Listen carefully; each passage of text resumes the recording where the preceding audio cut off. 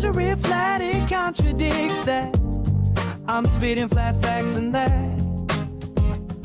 And I know you don't like that. Google Maps is flat, it presents elevation profiles like that. I'm a spitting flat earth king. Sentence has a ring, doing my own thing. If earth was a big roast chicken, factually finger licking chicken, we just got the measurements missing. I'm spitting eggs and begs, begging the question lesson. I've said it before, time after time. I'm the spitting flat earth king of rhyme. Welcome to Flat Earth Debate Live. I'm your host, Nathan Oakley, and if you are new to this channel, or you've not done so already, then be sure to subscribe. Hit the bell notification icon and join button if you'd like to become a Nathan Oakley 1980 channel member and keep up to date with the Flat Earth Debate.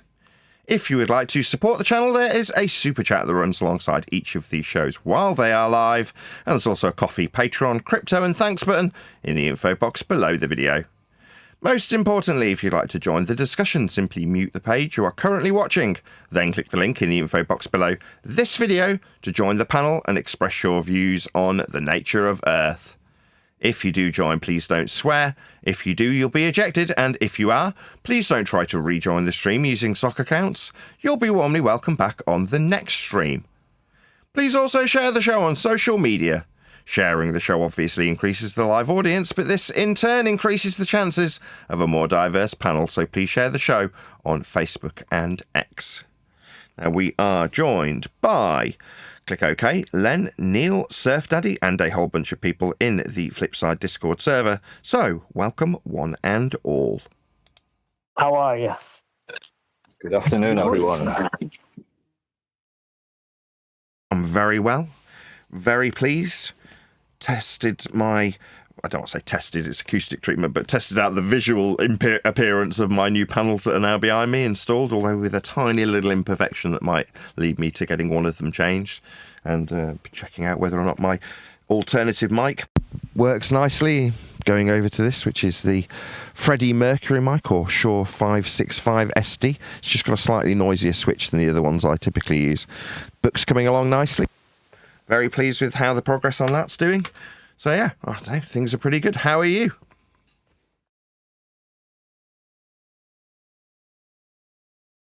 Try that again. Very good. Sun shining. Nice day. Yeah, it's Everything lovely. is roses. Indiana's got its second winter coming up today. Low at Is that right? 32 degrees. It'll be up to 90 probably next week. Oh, well, I'm sorry to hear it. It's absolutely lovely here and has been for the last couple of days. Minor bit of rain maybe on Saturday, but yesterday we went out to a wildlife park and looked at capybaras along with elephants, and I don't know what else we saw. Giraffes, rhinos, lions, you know, the usual stuff that you get in a zoo. But out and about roaming, we got there, immediately seeing camels right next to the car park as you walked out into this Cotswold Wildlife Centre, I think it was called. And it was absolutely lovely. It was really nice. Main event was the capybaras that my youngest daughter, who turned 7 about a week ago, wanted to see, which was the main reason we went there. So other than Sunday, we've been working non-stop on the book, and yesterday was absolutely outstanding weather to do so. Shout out to Cotswold Safari Park, or whatever they call themselves. Wildlife Centre, I think they call themselves. Is it really a wildlife center if you're not seeing the wildlife?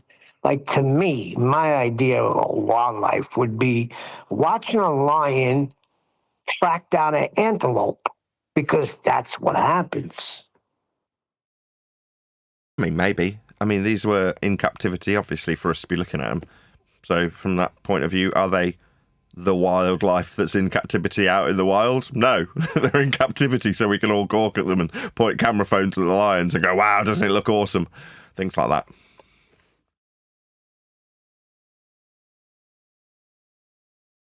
I would go into justifying the animals' captivity, that is to say, oh no, they were all orphaned and would have been caught by poachers if it wasn't for this wildlife sanctuary. But I was too busy riding on the electric train that they had there. It was awesome also. So I'm not going to justify it at all.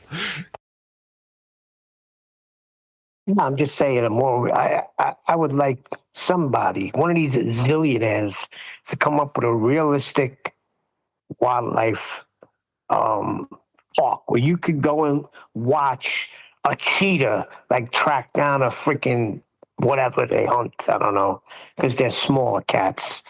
Yeah, But wouldn't that they be did do something that. to witness live? Well, they did do that. They had a giant dome with all of the things that you'd need to make someone believe that there was an entire village in there. But they just thought it was so expensive that it was better off using it on some dude. So this dude called Truman ended up having his life broadcast to the world for 24 hours a day. It was really interesting. They made a movie about it.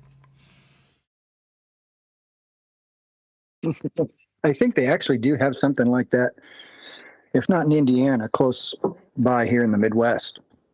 And I don't know that you'd like it. It's called... To watch it live. Oh, I know what you're talking about. You're talking about that place they call Mars. Is that what you're talking about? Mars, Indiana. That's somewhere in Denmark. I think that's in Greenland. It's Greenland. Yeah, in Greenland, yeah. Well, I mean, it is. No, I mean, in the most literal sense, you've got photographs from Greenland that show NASA rovers, aka RC cars with cameras on the top of them, roaming around areas that look identical to what is also suggested to be the surface of a light. That's soil in the sky. The little light that they say is Mars is also claimed to be a huge area of soil with resources that could potentially be mined that used to be covered in water but dried up because it isn't in the Goldilocks zone, in a heliocentric model that's mathematically derived from measuring Earth as a flat plane and having its own flat plane measurements of surface level, eye level, sea level, altitude violated to create this Copernican orbital motion to set in stone at a radial value that will give them a distance when Huygens extrapolates out an orbital distance for these places to have Goldilocks inhabitable zones by pure fiat, by pure assumption, just by begging the question that the sphericity measured in a flat R value with a flat angle can actually translate mathematically into a Polaris system that gives them an orbital motion. So they can suggest that this light in the sky is actually soil. Boiled down in the most concise way I possibly can, they sell you the idea that the sky, that's the gases that sometimes coalesce to form clouds when they change into rain. Those areas, that's the sky, are actually where we get the soil. Like, that's what the lights are, the soil. Vast amounts of it, apparently, on lights that are determined to be at a set distance by a guess by Huygens after deriving a flat plane measurement into sphericity. That's what they think. The sky is soil. That's what they're selling you. Meanwhile, they do actually have the exact same photography, in quotes, suggested to come from Greenland, where they also openly admit that they test the rover's capabilities on the soil in Greenland. Okay, well, there you go. Just the way they say it. I mean, you can believe whatever you like. It's garbage, nonsense, but there we go.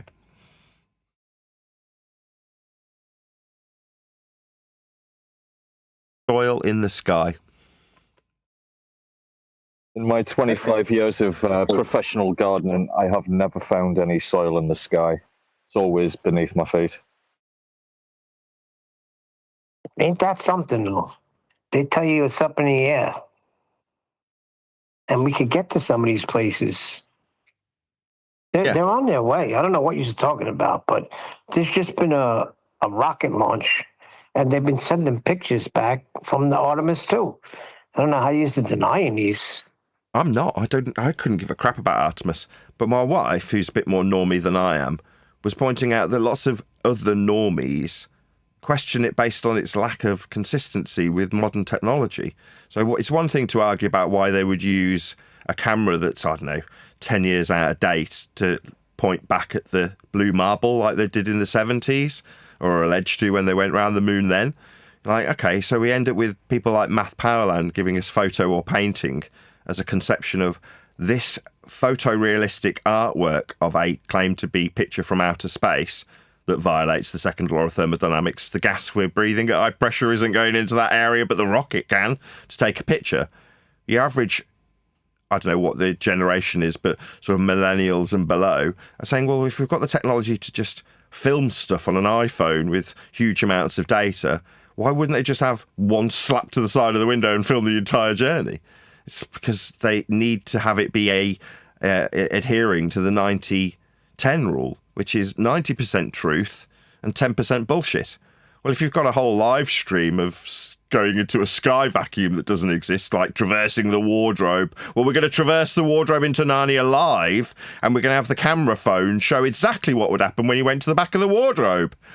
And it'll all be unedited, and it's like, well, no. What they need to do is just show you them popping out the other side, and then some guy with goat feet standing under a lamp that you never have to fill with gas. That's what you actually need. You know, the transition into an area that doesn't exist can happen from the ground, so you can see the rocket go up. Then you've got 90% of the story being based on stuff that you can see with your own eyes, like bringing them back. Well, you can have them come back and splash down, because people can physically see it occurring. But it's the in-between bit where they only get, one shot of the blue marble sent back? Or a handful of images that you can then scrutinise? Like, then they can argue about a tiny amount of lies, but the overall populace is like, well, if I was doing that, you're telling me I wouldn't have my... People take trips to Florida and film the entire journey out of the plane window, yet the NASA astronauts, it didn't even cross their mind. You're like, bullshit. Of course it did, and everybody else's. I don't need to faff or fuss about journeys through a sky vacuum where rockets can go, but gas that's expanding at a high velocity doesn't. I don't care. But the normies do. The normies are very concerned about this stupid stuff. Yeah, I heard Salamandan uses me as a scapegoat so the normies can see how much ridicule they'll get if they question this shit. Not that I've watched Salamandan's video. I was told about it by one of my viewers. I'm not particularly interested in Dan's position on my total indifference to the subject. Who cares? But I, personally, that's me, Nathan Oakley, it seems to be used as a scapegoat to make the general public know you don't want to be questioning this stuff, you'll be a stupid flat earther, right? That's my position, my lot in life, so to speak. And I couldn't give a crap. I don't care. I know there is no sky vacuum. I know they didn't go around the moon. I know the pictures that they're sending back are bullshit. Yeah, I knew that for 10 years. Yeah? Anti-globism isn't something I know I want to engage in anymore. I don't care. You can have it. Okay, you think they got a picture of your ball from the sky vacuum? Okay, you can have it. I don't care. What's that? He doesn't understand. What, the flat earther? No, he doesn't care. Right? Yeah, your anti-globe shite is boring. Very, very boring. Just reminds me of what the people who engage in it actually are like. They're people like Simon Dan. Overgrown 12-year-olds who are interested in rockets. Yeah? He-Man and Star Wars and shit that 12-year-olds are interested in. That's what they are.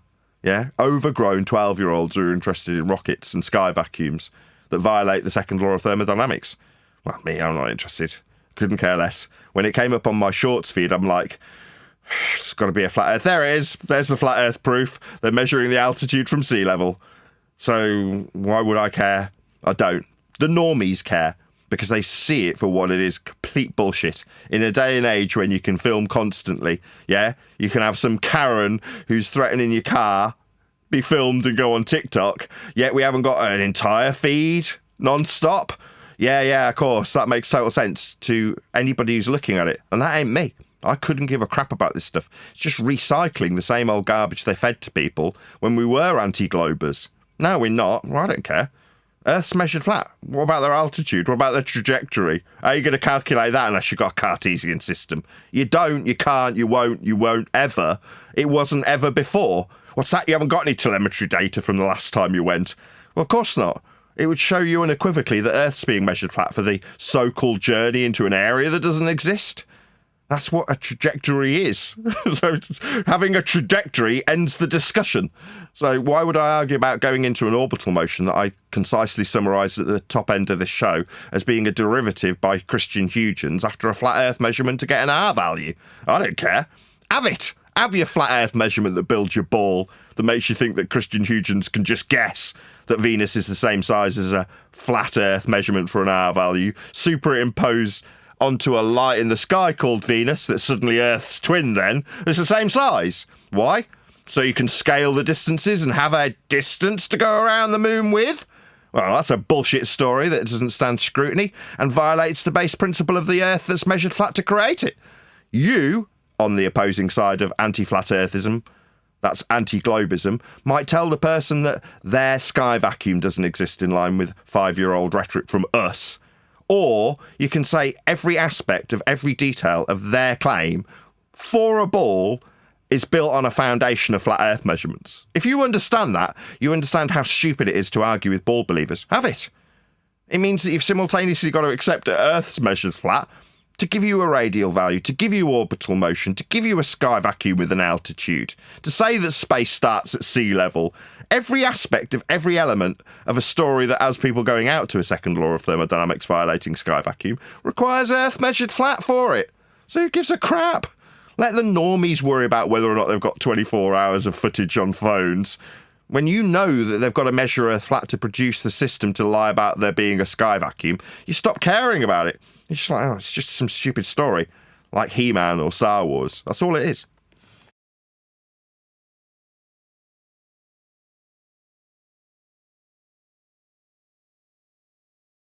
I've said this on the last couple of shows, but while we've been writing the book, it's been acutely obvious to me that the stuff that I find intensely boring is the stuff that our opponents, that's to say, if I was to step into the shoes of an anti-glober and start talking about this stuff with sincerity, like I care about their claims that there is a sky vacuum, that's to say, engage in anti-globe rhetoric, there's a fair chance that the people who hear me engaging in said anti-globe rhetoric, this is anti-flat earthers, who label me a flat earther when I'm describing about how their globe fails, how it violates laws of nature, and is ultimately based on flat earth measurements, those people would suggest that I should have my kids taken away from me. That is how serious these overgrown 12-year-olds behave in the face of someone pointing out how nonsense-riddled their rhetoric that they believe in is. They think they can retaliate by saying this person needs his kids taken away. Me, while I'm writing about it, I'm going, my God, this is boring.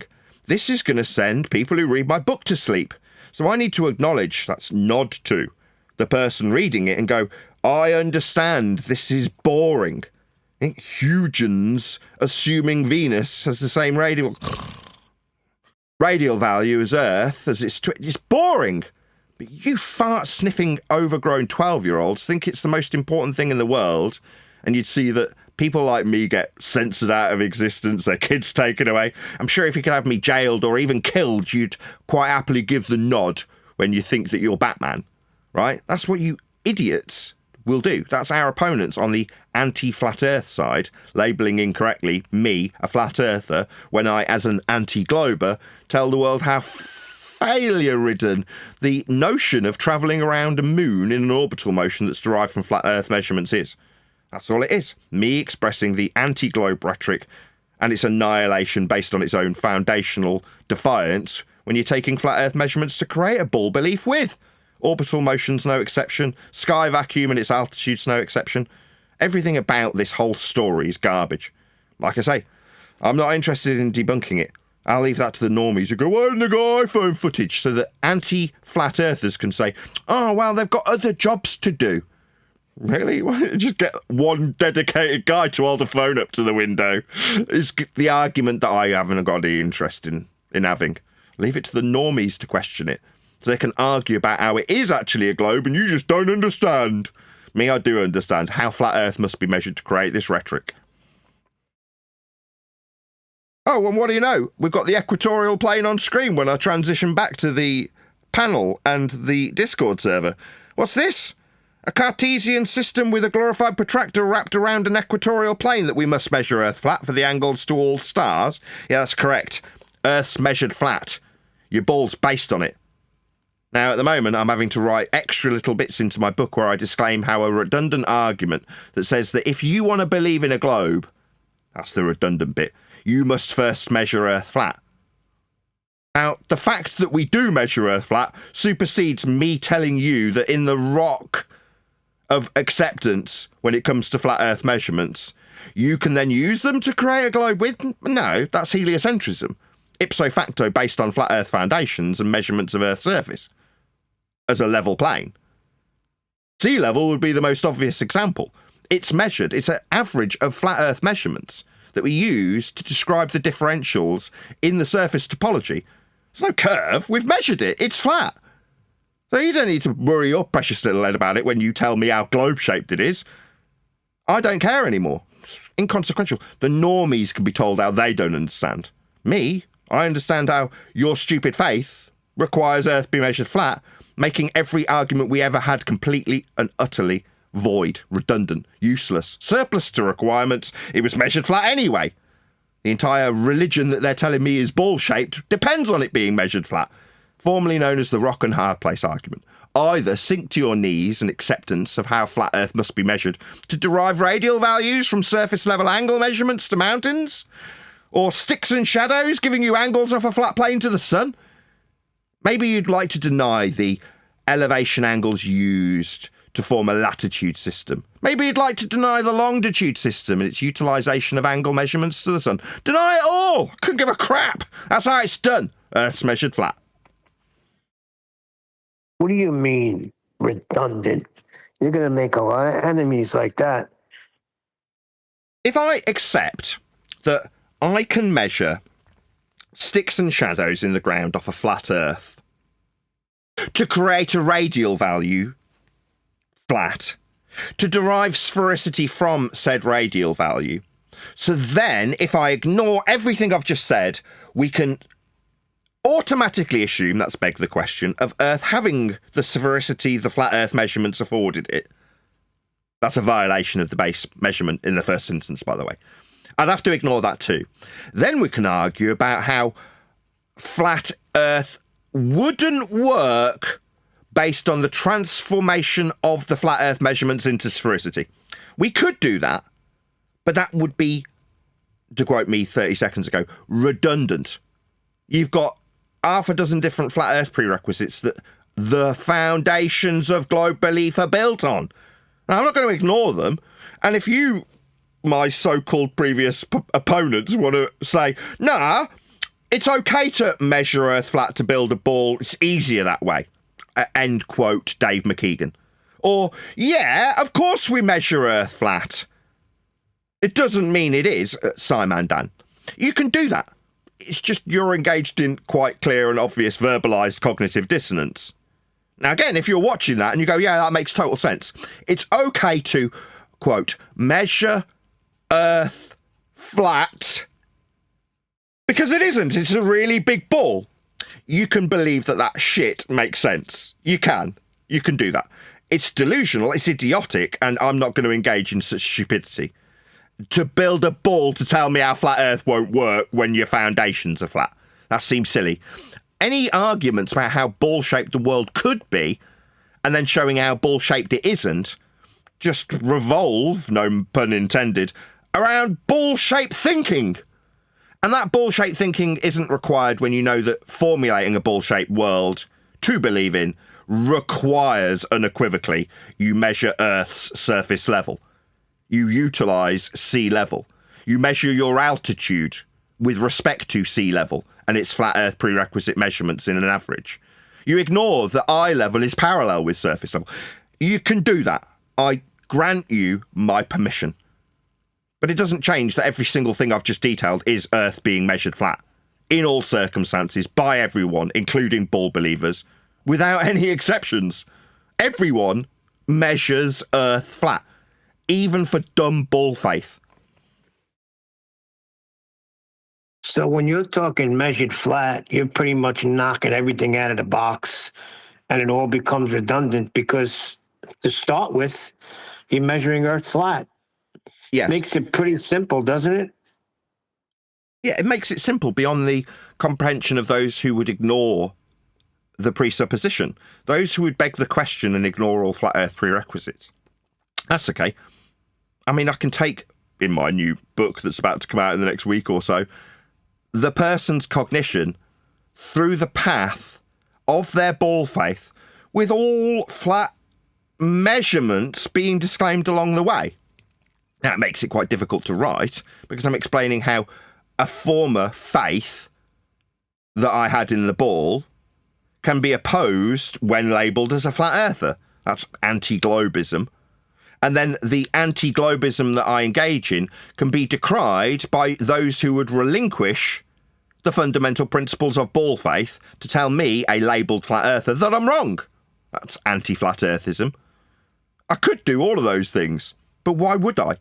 I don't care if people want to deny how flat Earth must be measured.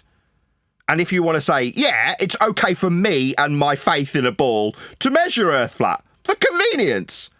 Because it's really big. You can do that too. It'll get me rolling my eyes and laughing at you if it ever comes up in discussion. It's like, I'm not even going to enter into the notion that I should be suggesting that you offer me measurements for your faith when I know where your faith comes from. Flat Earth measurements. Why would I suggest an inconsequential YouTuber or two have the answers when it comes to the derivation of the actual surface level measurements of Earth that produce their faith? I don't care. You're YouTubers. You don't have a say in what Earth gets measured as. The heliocentric priests of 500 years ago did, and they chose to use flat Earth measurements to base the belief that you now hold on. Now I know that. Doesn't make me a frickin' historian, it just means I can do a bit of primary source research, in this case the mathematics of Earth's sphericity, and come to the simple fact and conclusion that Earth's got to be measured flat for that.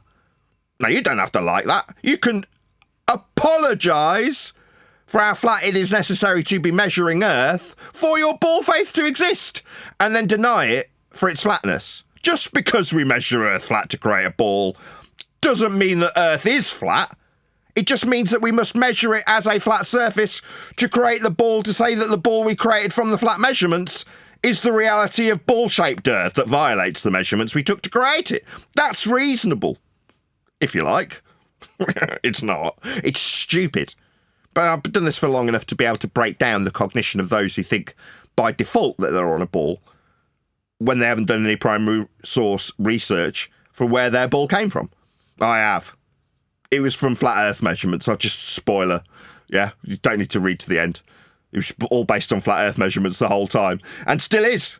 We still use Cartesian grids for GPS global. Nah, it's flat. It's using coordinates. You don't know what coordinates are?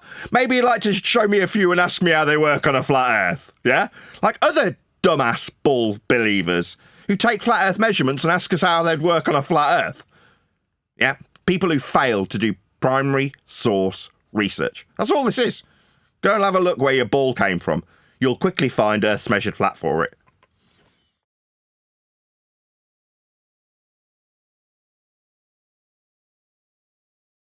Or just buy a compass. Have a look at what a compass is and then point south.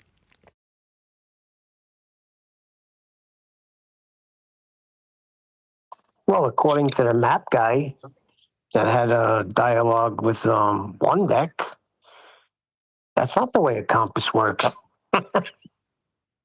Like I say, you can have it. If you want to delude yourself that the way a compass, a tool that gives you two-dimensional directionality when levelled, isn't, and maybe appeal to the magnetic field lines being somewhat claimed to be proof of Earth's sphericity. No, the claim that you would use to suggest that the field lines somehow infer sphericity means you have some sphericity to infer by measurement. No, those are all flat. Did I not just cover this? We didn't derive radial values from measuring spheres. We derived them by measuring angles off a flat plane. Those are just facts. Like the cardinal directionality that you'll get when you use a system that's deriving its two-dimensional directionality from magnetic field lines. You still have to level a compass. Directions are just flat, whether you like it or not. Nathan, compasses are just locally flat. If you had a really, really big one, it would curve. Yeah, I agree. Next man can come along and go, yeah, it's just easier to use this two-dimensional directionality system because locally, two-dimensional, that's flat, directionality, exactly as a compass functions, is okay on something that isn't flat. Okay. I'm Nathan Oakley. It's my pleasure. It's on me. You can have it. What's that? Flat measurements from a flat level tool in a flat two-dimensional system that derives directionality isn't flat. Okay. You're all idiots. You're poisoning humanity. Yeah? When you breed that stupidity into another generation, you're just making the world dumber. That's all you're doing. Facts. But we're being people are claiming that we're poisoning society. Yeah, I'm not poisoning anything. Well, when the world says you live on a globe and they're constantly showing pictures of this globe on every TV show, every news broadcast, every church logo with this slowly spinning Earth. And you're coming along and saying, well, it's not that, it's measured flat. They're saying that we are poisoning society and we're dumbing it down. Yeah, of course. Propagandists will do that. I mean, it's one of those things that at a base level, most of the general public, at some level, know that the news lies to them. Yeah? But when it comes to something that they've been indoctrinated with from a very early age, like heliocentric sphericity to Earth's surface that's measured flat, when the news tells them about that, well, that's true. I mean, they wouldn't propagandize me with that. That's most people's attitude. That's called cognitive dissonance. Yes, I know the man on the stand lied about everything, but there's something that he said that affirmed my religious belief in being on a ball. Therefore, I'm pretty sure I'm just going to accept that particular bit. You know, that's okay to accept. Like what, from the proven liars that you know lie to you. Yeah? Okay. Good for you. Me, I don't accept anything that somebody who's lost all credibility says anymore. Like the news that are used directly to propagandize you. They even tell you, I don't know what it is about this mystical way of dealing out mistruth and letting you know that they have intentionally misled you. Like they'll teach you in school what propaganda is so that you're acutely aware that they are lying to you. It's just slightly misappropriated language. Not lies, propaganda, right? Misinformation. Why not just call it what it is? They're just lying to you. But you don't see it that way because it's come through the lips of a newsreader who's reading off a teleprompter and doesn't really know what they're saying. Right? They're just coming from Reuters to begin with anyway, and they do their research. I'm sure most of it's true. 90%. But with the 10% that ultimately gives them this rap of being dishonest, kicks in with something that they're definitely attuned to, that's heliocentrism, then they couldn't possibly lie. Yeah, they could. They could completely lie about travelling out through a second law of thermodynamics violating space, that the gas that expands in all directions, like when you fart and it spreads out in your room, that's what all the gas would do if there was a sky vacuum. It would all piss off and never return. What's that? The rockets can go? Really? Why? Oh, they need to escape the force of gravity? Yeah, like they teach the 12-year-old boys in high school about the force. It's not a force. There is no gravitational attraction. There's a bent pseudo-geometry that was invented by a man named Einstein currently. And even then, that's 111 years superseding the force that you think that they need to have an escape velocity for? Really? So the gas is moving at high velocity. They can't traverse into the sky vacuum, but your rockets can, to get you little snapshots of the ball Earth from a sky vacuum. Really? What about all the gas that sits around the edge of that blue marble in a black area that's 10 to the minus 17 torr? No problem. Really? Now I'm thinking that it's just a lie for overgrown 12-year-olds. But what's that? The news wouldn't lie about it. NASA spend millions. These people own money. You think that some consequence is how much they need to spend on lying to you. They're not lying to you. They're lying to everybody. Nathan, Bullshit. Nathan, right now in schools all over the world, they are teaching that we are the third planet from the sun in this solar system that we live in. Yeah, that's At derived this very from... moment. Yeah, it's derived from a Roman Catholic religion and out-of-the-box thinking to give better notions of movements of lights, specifically epicycles, and moving them into elliptical motion, trying to explain retrograde motion. Heliocentric mathematics, about 500 years of it that we've had, is an out-of-the-box thinking that takes a system that's derived from flat Earth measurements and angles to stars and turns it on its head. It's what you might call out-of-the-box thinking mathematically. But it, in principle, violates the measurements used to create it. You can't measure angles off a flat surface level and then suggest that the surface level's bending. Oh, but it's okay, because we can operate from within the ball on an equatorial plane. That's how your system works. on an equatorial plane that's been derived from angle measurements to the stars, that's extended out for 1 day a year. That's vernal equinox, as labelled. When the two systems, Sun and Polaris-based, coincide, so that you can extend a huge plane out to what is essentially a glorified protractor. Now, normally, this particular view is with Earth as a sphere, teeny little, tiny little Earth right in the middle, so you don't notice that the angle for this latitude measurement comes from in a ball. How many of you crackpot globe believers believe that you're standing inside a ball to measure an angle to a light in the sky we call Polaris? I mean, you guys think that those lights are soil, because they've told you that, right? They've got pictures of a little remote control car driving around in Greenland, and they've told you that's one of the lights in the sky. That's what they've done. They just lied to you. Meanwhile, the entire system is fundamentally reliant on being able to measure an angle from a plane in the middle of a globe that's a glorified protractor. You're not measuring from hell. Nobody's at the core of Earth measuring angles to Polaris, but that's how the system works. On a plane. Now, if that plane's being described with respect to a sun-centric system, you're still on a plane. Orbital motion bifurcates a sphere Earth. It runs through the plane of Earth when it's a glorified protractor. You're using the plane with an axis to derive a flat system, to derive an orbital motion from a measurement of Earth's surface that's flat, to derive radius and superimpose it onto Venus to scale everything. That's where you get your distance. So you can say you know how far the moon is to travel around it to take little pictures. Not full live streams from iPhones. No. A couple of little pictures from a place that doesn't exist, that's been mathematically derived by the church 500 years ago. That's what they've done.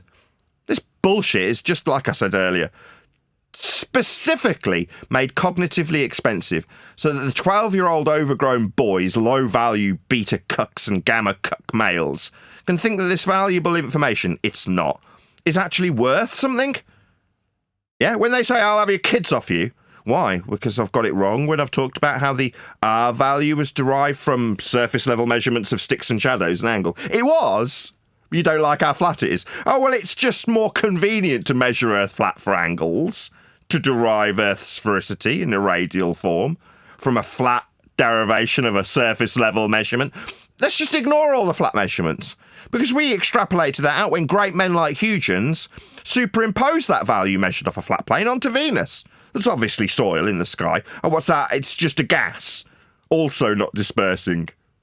Maybe it's like the sun, that you've decided arbitrarily is a gas not expanding into a vacuum. You can believe all this shit if you want to. I don't care. I know how Earth's measured to create that shit that you want to believe in and ignore all the flat measurements that created it, though. So who cares? This is utterly inconsequential, Neil.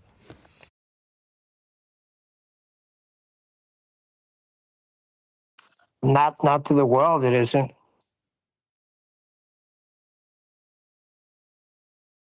When you say it's not consequential to the world, no, in the most literal terms, whether or not we've been and taken a few snapshots from a sky vacuum that doesn't exist, from an altitude measured from sea level, doesn't alter how the world functionally is operational for anybody. Nobody's going to have any consequences to this stuff. There's nothing that any of the Artemis mission provided that will change anybody's lives at all. It will either affirm your own already in existence bias towards the church's mathematics, that's heliocentrism, the world moving around the sun, or it won't do anything. So that's it. It just does one thing. Affirm your sphere belief. And that's it. There's nothing else practical that it's useful for. At all. For those who just believe, can we really call them liars if they just have a faith in a story they've been told? Well, if you suggest for 1 second that that story is confirmed by your belief, then yeah, if you genuinely and sincerely believe that something that you haven't confirmed and you cannot know is actually, in their words, proven, then yeah, you're a liar. That which is proven is that which is demonstrated. Is it quod erat demonstratum, QED? That which can be demonstrated. If you haven't demonstrated and you say it's true, yeah, I'm going to call you a liar. No, you haven't demonstrated it. They haven't proven it. No, the sky is not a vacuum. No, men did not traverse the high-pressure gas we're all breathing to enter an area that's black around a blue marble picture that all the gas would be escaping into. It's a law of nature. Saying that it's true makes you a liar because you haven't demonstrated it.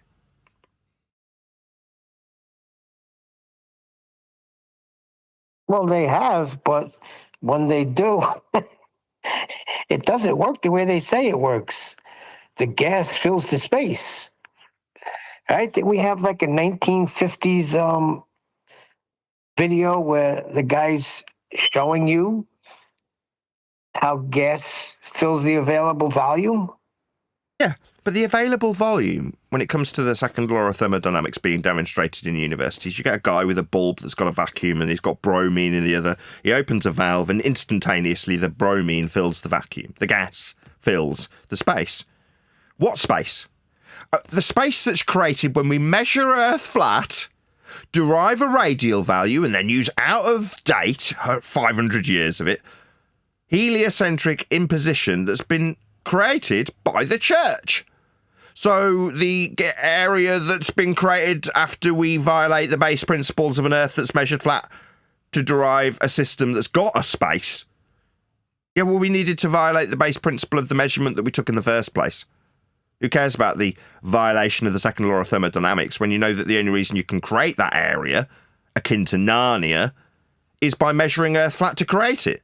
The only reason we've got a space to argue about is because we've measured Earth flat to create an out-of-the-box system of mathematics called heliocentrism. But for the flat Earth measurements that create heliocentrism, we wouldn't have a space, an area of volume claimed to be 10 to the minus 17 torr, when you derive heliocentric sphericity from flat Earth measurements.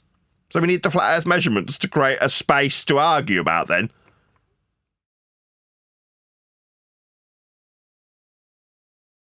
All roads lead to a flat Earth. It doesn't matter if you take it to the violation of the second law of thermodynamics that is claimed to be above your head in the form of a sky vacuum that gas isn't filling.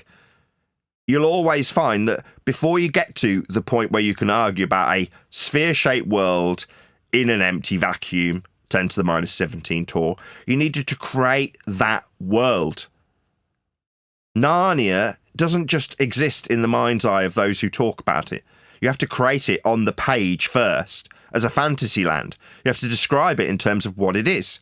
Now, if you're going to cross-reference somewhere that is suggested to be the very place you inhabit, then you need to have measurements you can back-engineer into reality. Well, what measurements did they take? Measurements of surface level, sea level, parallel eye level, altitude, all of which required Earth be measured flat to create a space to argue about.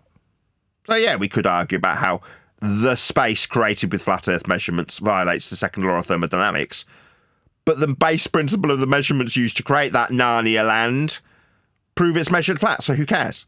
I'm not making any claims about what the sky is. If you want to believe that there's an area out there that's vast and a vacuum, because you've derived the flat Earth measurements we measure the surface level with to create a world like Narnia, then you're entitled to. Everyone's entitled to their belief. You can have it. You want to believe there's rockets going into that area from the church's maths? Feel free. It's on me. You can have it. My son showed me very clear pictures of the ISS. Quite a few, come to think of it. And it matches what they've built. So, I mean, what can you do with that? Well, you can take it to the same place. Their story includes orbital motion for the ISS around a sphere-shaped world. What, one that's made with flat Earth measurements? Yes. They say, oh, no, I don't want to talk about the flat Earth measurements that are used to create a sphere to superimpose its value onto Venus so I can scale elliptical motion and suggest the world is in a giant vacuum. I just want to talk about that light in the sky. Okay, there's a light in the sky. It's got a funny shape to it. Yeah, but they've also got this set in a pool where they have men filming and practicing what they'll do on that light. No, the light's claimed to be in a sky vacuum, isn't it? Yeah, well, the sky vacuum was created with flat Earth measurements. So we're definitely not in a heliocentric world. The space has been invented and scaled by men just having a little guess that a flat Earth radial value measurement can be made into a sphere, put in an orbital motion around the sun, and scaled by saying, yeah, Venus is the same spherical R value we measured flat. Yeah, you've got to take quite a few flat Earth prerequisites into account before you violate the very surface level you measured to suggest that there's an area at a scalable size that Huygens just plucked out of his arse. No, I'm not going to do any of those things. Yeah? When you say you've got pictures from the area of Narnia, well, how did we get Narnia? Oh, we just wrote about it. Well, where did the ideas come from? Well, we measured Earth flat to come up with the ideas.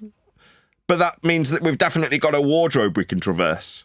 Let's just ignore all the flat measurements that we used to create the wardrobe. Let's start our story in Narnia. How do you explain all... And I'm not going to explain any pictures of lions today. You can have them. What? Hold on. No. He's looking through his binoculars. He even showed me. Yeah. And the light in the sky. The light in the sky that we do see, like Venus. I'm not denying that there's Venus. I'm not denying there's a light we call the ISS. But their version of the story of events for Venus is that it's scaled with the same properties of the flat Earth measurements that created an R value for a sphere Earth. The orbital motion that they derive from these scales, that's Kepler and Huygens, are then also imposed on that light that we do see. They labelled it the ISS and then juxtaposed it with a stage show underwater. The light exists. That doesn't mean that there's men on the light. Like Venus or Mars exists. It doesn't mean that there's a RC car like the one in Greenland on a light in the sky. No, there's RC cars in Greenland. Those can definitely be shown to be true. There's definitely men underwater in a pool on what they have built and called the same thing they call the light in the sky. But when they say the light in the sky is in an orbital motion in a sky vacuum, no, your orbital motion in a sky vacuum that you say the light we do see is, not only violates the second law of thermodynamics, its imposition comes into effect after you measure Earth flat and violate the surface level you measured, with out-of-the-box 500-year-old church thinking. That's where the space they say that light is. Now, in reality, like Mars, like the rovers in Greenland, you can show that they've got a pool with an ISS in it. That's not a light in the sky, though, is it? It's a model in a pool they say is the light in the sky.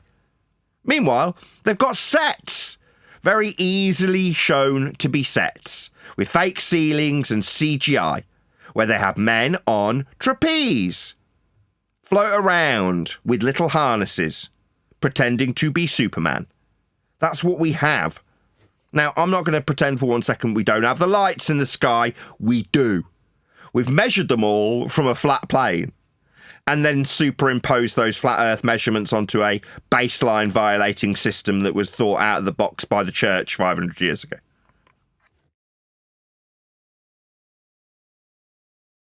Yeah, but what about, I'll give you something from chat. What's the argument against shadows on the moon from the Earth being spherical? I don't know what the moon is. How do I know that they're shadows, for a start? Meanwhile, the moon itself is used in the same derivation of flat Earth measurements for its orbital motion. That's it. What do you want? Do you want me to just ignore how flat Earth gets measured to suggest that light we call the moon has a motion of orbit? Now, the orbit is derived from flat Earth prerequisites. So everything you ask me about a superimposition of an Earth shadow on the moon requires we derive it from flat Earth measurements to create a system called orbits. So we're not going to whistle past how flat Earth must be for you to be asking me these questions about shadows. Sorry, we're going to say that we've been there and checked that this light in the sky has got shadows on it? Oh, well, they look a bit like shadows. I don't care. That doesn't mean anything. What we do have from the globe side is their use of flat measurements to come up with these stories to impose the view that we've got shadows on a moon. that's utilizing orbital motion that's measured flat in the first instance.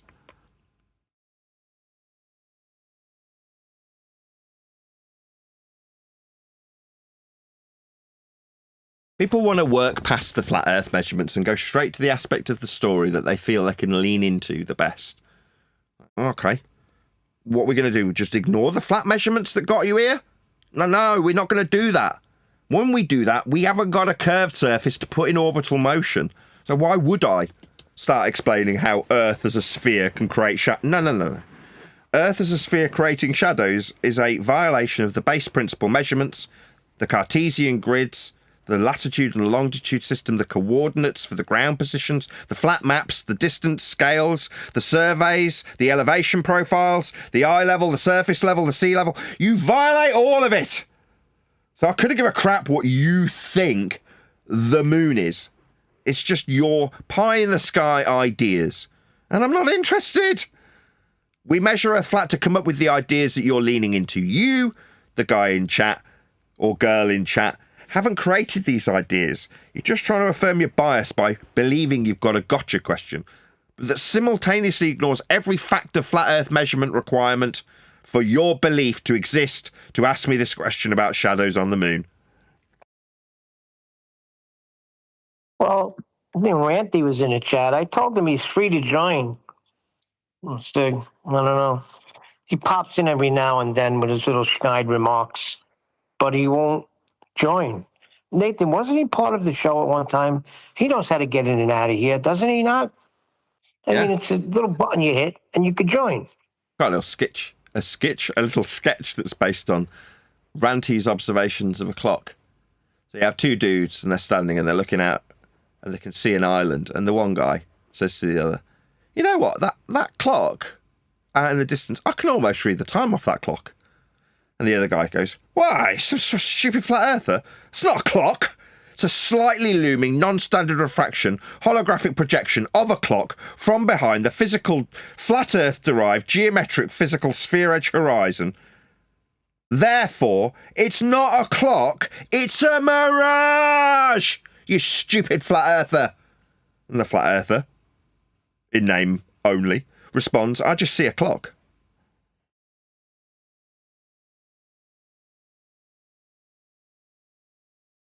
Well, because that's all he sees is the clock. Not a clock.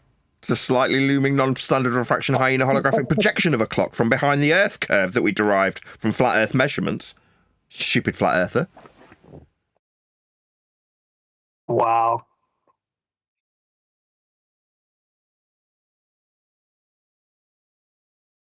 If we can just argue about how far away it is in a horizontal linear distance measurement taken from flat Earth surface level, with the undulations of the topology reference to sea level, that's elevation profile.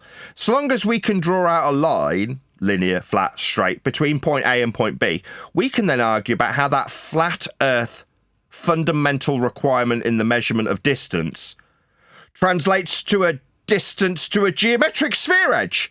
I mean, we would need to measure our height off sea level in order to derive the distance to the geometric horizon as being 1.22 times the square root of the observer's measured height off the flat Earth surface level. But if we can ignore the flat Earth surface level and ignore the flat Earth distance measurement that we'll get from maps with flat scales using linear distance, then we can argue about how hologrammatic that clock is. That's what we can do. Jeff Gasshead, he's a guy that's always in chat, says, I wonder what a shadow on the moon at 240,000 miles away looks like. Right, the distance. I mean, are people just not listening? Where'd you get your distance, you stupid clown? Right, listen, I'll speak slower. To get your distance, you need to derive a radial value. Once you've derived a flat Earth horizontal measurement of surface level and an angle to a light in the sky, doesn't matter which, you can use Polaris, you can derive it by the Al-Biruni method, you can use Eratosthenes, whatever. Use whichever flat Earth measurement you like to derive a flat circle of equal altitude. And then maybe a grid, maybe ever decreasing circles of equal altitude based on the minimum of Polaris, that's the equator. You can then concertina those circles of equal altitude out around a ball, and then put said ball in orbital motion. And then you haven't got any distance. You need to scale it somehow. So maybe you could just use, I don't know, an ingenious assumption like Huygens did when he said Earth and Venus have the same radial value. So you can scale Kepler's orbital motion by using the transit of Venus when you know Venus's size. Well, it's the same size as the flat Earth measurement of radius that I'm going to say Venus has. It's Earth's twin. Then you can give me a distance to any of the lights based on this extrapolation from flat Earth measurements. So it's back to, if I entertain this bozo in chat, I could put him in the rock and hard place scenario. Either you accept flat Earth measurements to derive your radial value, to superimpose it onto Venus and apply it to Kepler's third law of interplanetary motion. You can do that, but you're gonna have to accept the flat Earth measurements that got you there, making every bit thereafter redundant. Do you think you can just whistle past every flat Earth prerequisite used to give you that distance? You're just a state-educated moron. Not done your primary source research. Where did you get your distance, dum-dum? From flat Earth measurements. At which point, why am I even having this discussion with you? You're lazy. You haven't done the primary source research to figure out where these measurements were acquired from in the first instance. You're just barking the end result built on other men's work that use flat Earth measurements at me, a YouTuber. Go dig up Kepler telling me he's wrong when he measured Earth flat for his planes that he's got his orbits working with. Now, I didn't make these systems, but you want to bark stuff about distances that are derived from flat Earth measurements at me, like I have some consequence to this. You don't have any consequence. I don't have any consequence. It was, is, and always will be measured flat, even to infer sphericity, and in this case, heliocentric, R-value derived distances. Let me clear something up. Jeff was answering somebody in chat.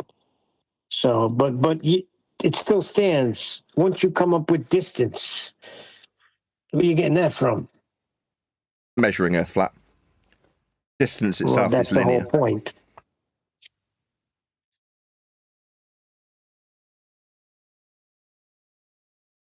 Oh, we're coming up on the hour already. Fun has been had by all.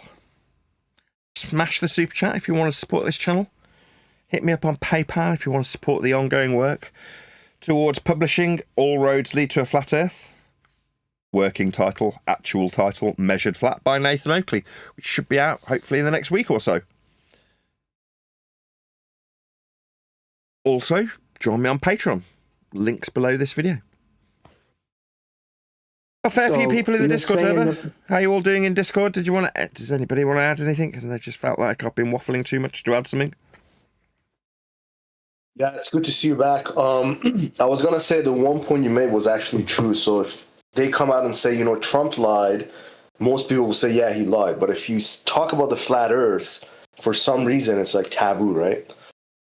Oh, they wouldn't lie about that. I mean, the news wouldn't lie about that.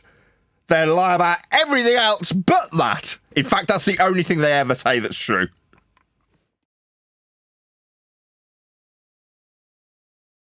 Hello, it's taught in schools. When are you going to wake up? Nothing to wake up to.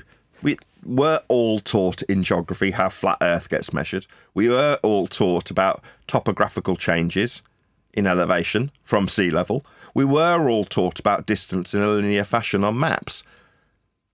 We were taught these things, just not in the science class that they told you Earth's a sphere in. Good morning from flat Florida. Can't wait to get the book. I set up my chat correctly. Oh, I haven't.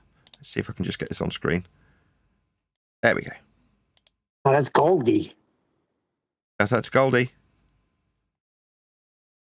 Oh, what's going on here? Looks like I've done something wrong. That isn't what I intended.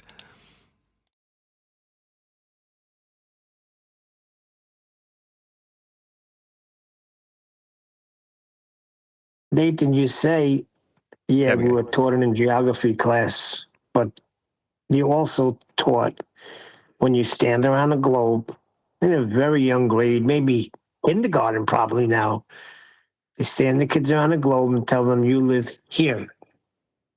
And then as the grades go on, you learn that you live in a solar system and you are the third planet from the sun. These things are taught daily in schools all over the world, not just in America. And They're not taught as a lie. of course not. What I'm saying is you're taught how Earth gets measured in geography class, and then you're taught the religion of heliocentrism in the science class.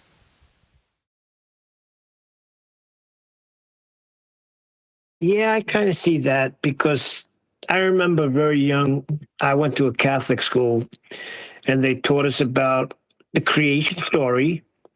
And then in the next class, they would teach us about evolution. So I was like, wait a second. If we're created in the image of God, then what is God? Cro-Magnon man? I was very confused at a young age. Sounds it. With that, I am going to round out and say, if you are watching this on either Nathan Oakley 1980 or Nathan Oakley Premiering Streams, then stay tuned as there will be an after show to follow. Unfortunately, though, if you are watching this live, this is where we bid you farewell. So another massive thank you to all of you who liked, commented, shared, subscribed, joined as a Nathan Oakley 1980 channel member, hit me up on PayPal, smash the super chat, all that good stuff. I've been Nathan Oakley, and I will see you all in the next video. But when you measure it flat, it contradicts that. I'm spitting flat facts and that. And I know you don't like that. Google Maps is flat, it presents elevation profiles like that. I'm a spitting flat earth king. Sentence has a ring, doing my own thing. If Earth was a big roast chicken, factually finger licking chicken. We just got the measurements missing. I'm spitting eggs and begs, begging the question lesson. I've said it before, time after time. I'm the spitting flat earth king of rhyme.